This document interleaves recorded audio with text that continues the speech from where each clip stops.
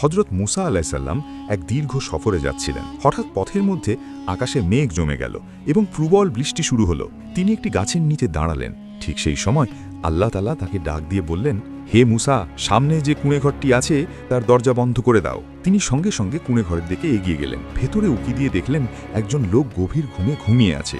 হযরত মুসা আলাইহিসসালাম বিস্মিত হলেন। তিনি চুপচাপ দরজাটি বন্ধ করে ফিরে এলেন। হযরত মুসা বললেন, হে আল্লাহ, এই ব্যক্তি কি আমার থেকেও বেশি পরহেজগার, যার জন্য আপনি আমাকে পাঠালেন? আল্লাহ তাআলা জবাব দিলেন, না হে মুসা, সে আমার অবাধ্য বান্দা, আমি তার উপর খুবই অসন্তুষ্ট। হযরত মুসা আলাইহিসসালাম অবাক হয়ে জিজ্ঞেস করলেন, তাহলে আপনি আমাকে কেন পাঠালেন?